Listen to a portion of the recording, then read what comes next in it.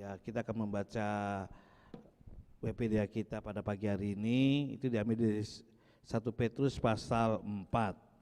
Ya, saya akan bacakan buat kita semua.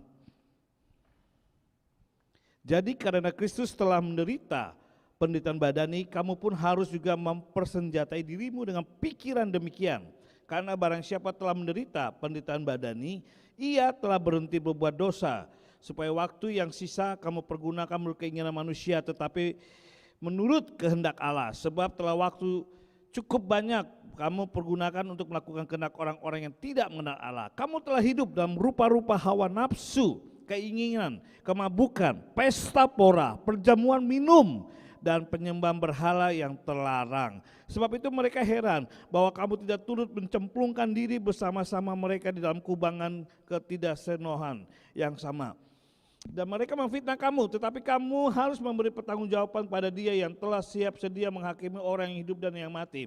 Itulah sebabnya maka Injil telah diberitakan kepada orang-orang mati supaya mereka sama seperti manusia dihakimi secara badani, tetapi oleh Roh dapat hidup menurut kehendak Allah. Ayat 7 yang mau saya tekankan, mau saya soroti adalah kesudahan segala sesuatu sudah dekat, karena itu kuasailah dirimu dan jadilah tenang supaya kamu dapat berdoa. Katakan bersama-sama, berdoa.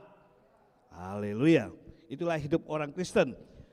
Bapak Ibu, ada banyak hal di dunia ini yang membuat orang Kristen tidak bisa tenang dalam menjalani hidup. Kenapa? Satu, ada masalah, ada tekanan, tuntutan pekerjaan, pengaruh lingkungan, dan masih banyak lagi.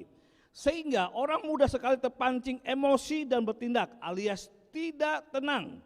Akibat tidak tenang, kita pun sering keliru membuat keputusan sehingga ini berimbas kepada tindakan yang ceroboh. Akibat tidak tenang, maka kita akan mengalami panik, gelisah, emosi, jengkel, marah, galau, atau gundah gulana. Nah, Bapak Ibu, kalau karena itulah Pak Petrus ya memberitahu kita, dikatakan segala sesuatu sudah dekat, karena itu kuasailah dirimu dan jadilah tenang supaya kamu dapat berdoa. Waktu ayat ini ditulis, latar belakangnya adalah saat itu ditujukan kepada orang-orang Kristen yang sudah menerima Yesus sebagai Tuhan, namun akibat konsekuensinya menerima Yesus sebagai Tuhan, mereka dikucilkan di lingkungan mereka, sehingga mereka keluar dari tempat mereka ke berbagai daerah lain. Makanya surat ini ditujukan kepada orang Kristen yang di tanah perantauan, artinya mereka orang yang sudah terima Yesus sebagai Tuhan dan Juru Selamatnya. Karena ada masalah di lingkungan sekitarnya, akhirnya mereka keluar dari tanah airnya dan pergi ke beberapa tempat. Seperti ada yang tinggal di Pontus, ada yang tinggal di Galatia, Kapadokia, ada di Asia Kecil dan Bitinia, yang hidupnya diperhadapkan banyak masalah, yaitu fitnaan dan aniaya. Kalau hidup di tempat daerah sendiri aja banyak masalah ya, apalagi di tempat asing, di daerah yang tidak tahu lingkungan sekitar bagaimana, orang-orangnya sekitar bagaimana, lebih pasti banyak sekali persoalan-persoalan yang dihadapi dan tidak tahu bagaimana mengatasinya. Nah, di sini seorang penafsir bernama William Beckley berkata, menyebutkan fitnaan yang diberikan orang Yahudi yang sudah mengenal Yesus sebagai Tuhan ketika mereka ada di perantauan. Apa saja fitnahnya situ? Mereka disebut orang Yahudi yang sudah percaya Tuhan, disebut orang kanibal. Kenapa? Makan daging. Apa sebetulnya? Rupanya setiap perjamuan kudus ketika seperti yang kita lakukan tiap minggu pertama, yaitu kita memakan roti yang melambangkan tubuh Kristus dan anggur melambangkan darah Kristus. Nah, itu mereka dengar dan mereka putar baliknya menjadi, wih, orang Kristen ternyata orang kanibal ya, memakan tubuh Kristus. Fitnaan yang dialami orang Yahudi. Lalu dikatakan tidak bermoral, bahkan incest karena adanya pertemuan mereka yang love fest, yaitu pesta kasih. Ya, kalau dalam ibadah-ibadah yang percaya pada Yesus dikatakan, siapapun kita, kau adalah saudaraku, kau adalah sahabatku, tiada yang dapat memisahkan kita. Wah, itu diputar balik sama orang yang tidak mengenal Tuhan, bahwa ini pesta kasih, pesta seks, karena saling mengasihi, nggak peduli suami istri, orang tua dan anak, dan pokoknya kalau dalam gereja berlainan, wah, saling mengasihi. Pikiran mereka selalu jahat, memfitnah orang Kristen yang percaya pada Tuhan. Lalu dikatakan mereka juga merusak perdagangan. Nah, rupanya orang yang tidak Tuhan mereka yang belum percaya sama Tuhan, rupanya perantau dalam berdagangan itu istilahnya kalau jujur itu buntung, kalau istilah orang di Sumatera Utara Medan. Kalau jujur itu buntung. Jadi artinya mau tidak mau harus harus ada bujuk, ada bohong-bohong supaya untung gitu. Wah, tambah dikit lah Pak, gini ini baru modal belum untung, padahal sudah untung Pak waktu dia menjual suatu harga. Jadi dianggap ini orang Kristen ini merusak perekonomian sistem perdagangan gitu.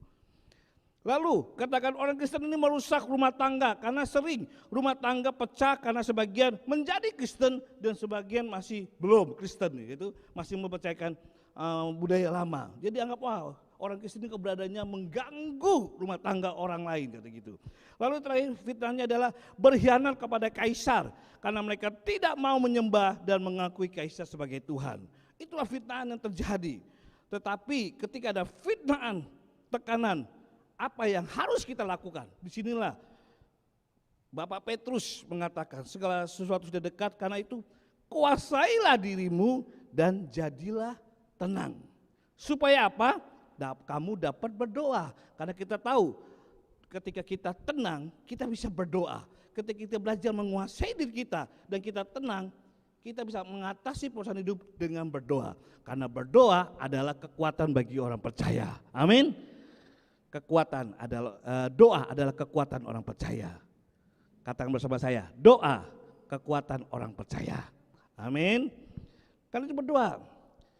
Persoalan-persoalan juga dahulu sampai sekarang selalu ada persoalan.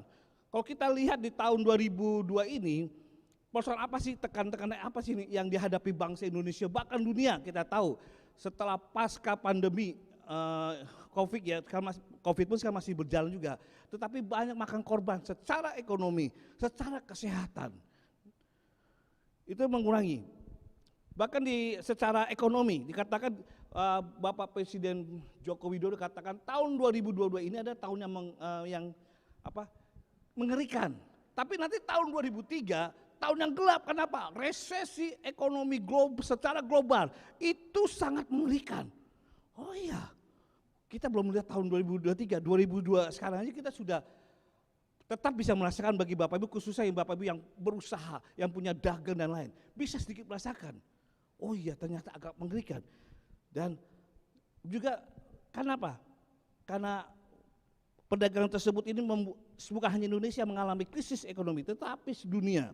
Contohnya di Indonesia, dalam hal orang bekerja, dikatakan ada 16 perusahaan startup digital itu mengurangi pegawai sampai ribuan.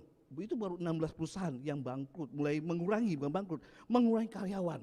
Kenapa? Saking biaya terlalu besar dan pemasukan kecil. Ini dikutip dari bisnis perusahaan.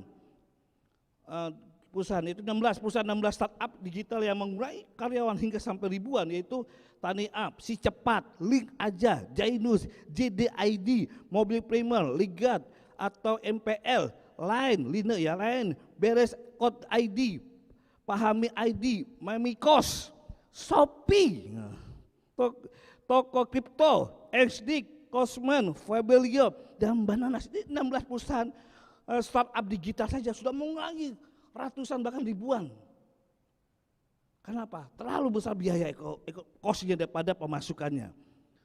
Tapi apa yang harus kita lakukan? Bahkan bukan hanya perekonomian, Indonesia mengalami pengurangan demi pengurangan. Bahkan bencana alam pun sudah terjadi.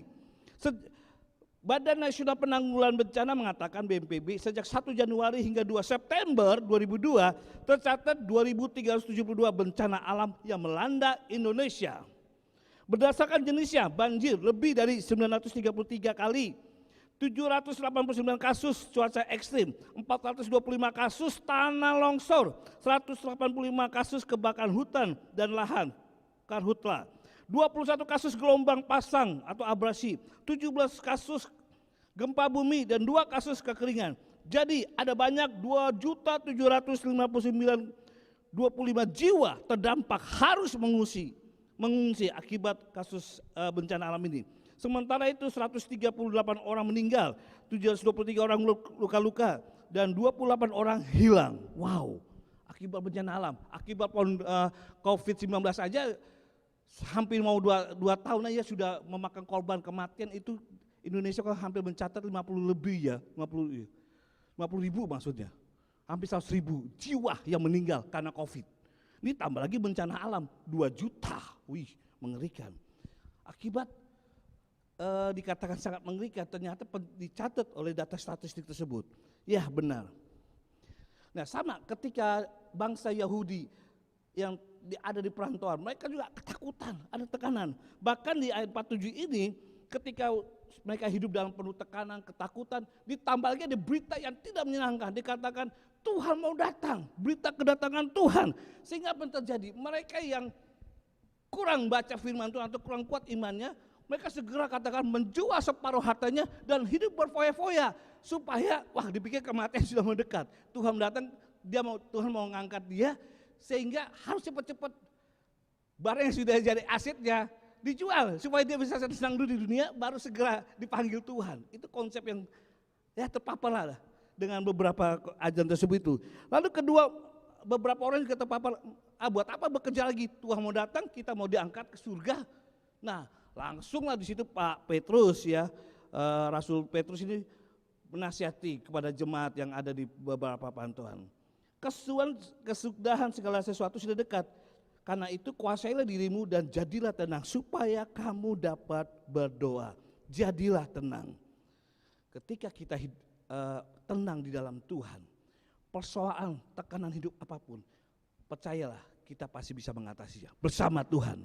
Asal tenangkan dulu hati kita, hidup kita dalam ketika ada persoalan-persoalan hidup apapun. Jangan langsung bereaksi, tetapi sehingga kita lupa mengandalkan Tuhan, lupa mengutamakan Tuhan yang harus membela menolong kita. Karena diri kita berusaha untuk menolong diri kita sendiri. Jadi kita lupa berdoa. Tapi kalau kita tenang, maka kita percaya disitulah kita sedang berusaha mengutamakan Tuhan. Urusan apapun yang terjadi. Seperti Daniel, kalau kita WPD sini Daniel 2 ayat 20. Di Daniel 2 ayat 13 itu dikatakan Daniel dan teman-temannya terancam akan dibunuh. Daniel dan SMA-nya ya, Sadrak, Mesak, Abednego. Mau diancam, mau dibunuh oleh Raja Nebukadnezar. Tapi apa yang terjadi? Mereka tetap berusaha tenang. Karena dengan ketenangan mereka bisa berdoa. Disitulah ketika berdoa Tuhan menyelamatkan mereka dari persoalan bencana. Daniel 2 ayat 20, Daniel berkata, terpujilah nama Allah dari selama-lamanya sampai selama-lamanya. Sebab daripada dialah hikmat dan kekuatan. Daripada Tuhanlah ada sumber hikmat dan kekuatan. Jadi kita percaya bahwa Tuhan masih sanggup menolong dan menyelamatkan kita dan melindungi kita. Bahkan memelihara kita di tengah-tengah persoalan yang sedang kita hadapi. Berikutnya, jadi apa yang harus kita dapatkan di dalam pembacaan ini? Ada 3 hal yang mau saya bagikan, yaitu berkatnya ketika kita belajar menghadapi segala sesuatu dengan tenang, sehingga kita bisa yang pertama bisa berdoa. Ketika kita belajar tenang, maka kita bisa menghadapi segala sesuatu. Dan yang kita lakukan kita tenang, pertama kita bisa berdoa. Berdoa itu berarti selain kita memuliakan Tuhan, juga kita menyerahkan pergumulan kita kepada Tuhan. Berarti kita mempercayakan persoalan apapun, ketika kita serahkan pada Tuhan, Tuhan akan sanggup menolong, menyelesaikan sesuai dengan kehendak Tuhan. Yang kedua, ketika kita belajar tenang menghadapi segala sesuatu, berkatnya adalah kita bisa tetap bersuka cita. Meskipun tetap masih merasakan penderitaan. Wow, hebat ya. Kita tetap bersuka cita walaupun kita sedang menghadapi. Minimal ketika kita tenang, kita tetap bersuka cita. Kenapa? Kita yakin Tuhan ada bersama kita. Walaupun kita harus menghadapi persoalan-persoalan yang kita harus diperhadapkan pada kita. Dan yang ketiga, kita akan mengalami mujizat Tuhan seperti Daniel ini. Ketika hidup kita tenang di dalam Tuhan, maka berkat yang ketiga, kita akan mengalami pemeliharaan, pertolongan daripada Tuhan. Daniel dan SMA-nya dan teman-temannya yaitu Sadrak, Mesak, Abednego bisa ditolong Tuhan dan melewati persoalannya. Dibakar hidup-hidup tapi tetap hidup. Sebab dia lebih punya Tuhan yang lebih hidup. Amin. Haleluya. Wendell Matthew, seorang penafsir berkata, Bapa kita akan selalu ada bersama kita dan memberi kita kekuatan untuk menghadapi kesulitan hidup. Sekali lagi, seorang Bapak Wendell Matthew berkata, Bapa kita akan selalu bersama kita dan memberikan kita kekuatan untuk menghadapi kesulitan hidup. Dan Mother Teresa berkata juga, Allah memelihara orang-orang beriman. Allah memelihara orang-orang beriman yang memelihara iman. Wow. Allah akan memelihara orang-orang beriman yang memelihara imannya. Kalau tidak pelihara seperti orang yang di pelantara, terpapar beberapa orang sih langsung cepat-cepat jual hartanya, berfoya-foya, itu berarti tidak memelihara iman. Tidak akan dipelihara. Tapi orang-orang yang beriman dan yang memelihara imannya akan dipelihara Tuhan. Mother Teresa. Amin. Tuhan akan tolong kita semua yang ada di rumah Tuhan maupun Bapak Ibu yang ada di rumah masing-masing yang sedang mengikuti doa pagi hari ini. 3 berkat yang harus kita nikmati. Ketika kita menguasai diri sehingga kita tenang, menjadi tenang. Dan sehingga kita bisa dapat menikmati kekuatan Tuhan dengan berdoa, dengan bersukacita, dan terakhir kita bisa menikmati mengalami mujizat Tuhan. Tuhan berkati kita semua sepanjang hari ini. Amin.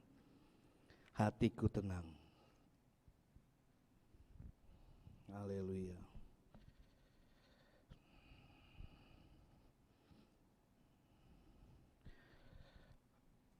Terima kasih Tuhan.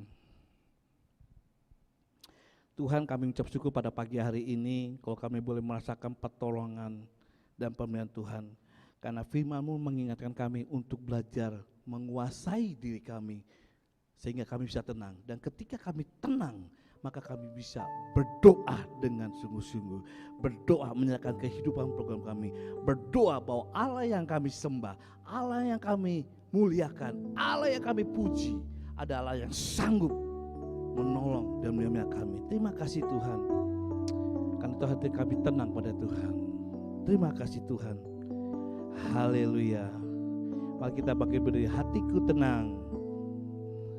Hatiku tenang berada dekatmu.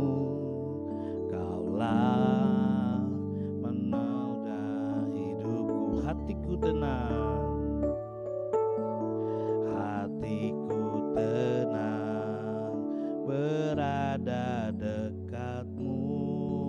Kaulah pelihara hidupku, sebab pertolonganmu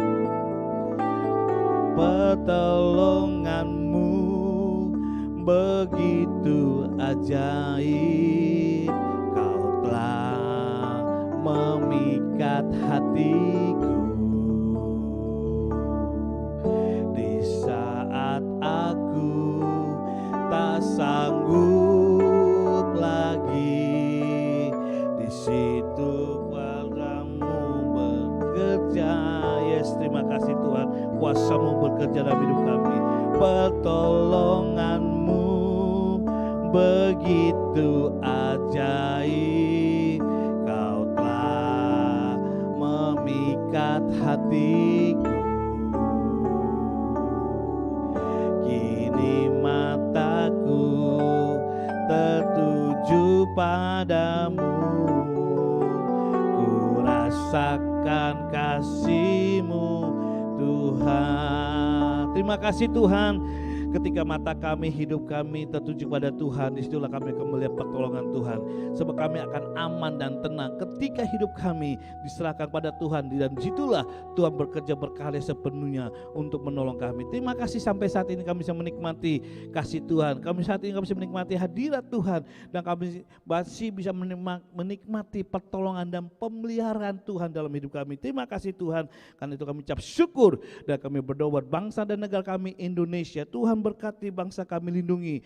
Kami percaya dengan pertolongan Tuhan memberkati bangsa kami, dan Bapak Presiden Joko Widodo Tuhan pimpin, berikan hikmat untuk memimpin, dan setiap kebijakannya kami merasakan pertolongan Tuhan, kesejahteraan Tuhan, dan perlindungan kenyamanan dalam Tuhan. Ketika Tuhan jamah memberkati Bapak Presiden kami beserta para menterinya yang bekerja melalui kebijakan-kebijakan mereka. Juga berkati kepala daerah seperti gubernur, wali kota, bupati, camat, lurah, RW dan RT. Juga berkati setiap para keamanan seperti polisi, tentara dan lain-lainnya Tuhan.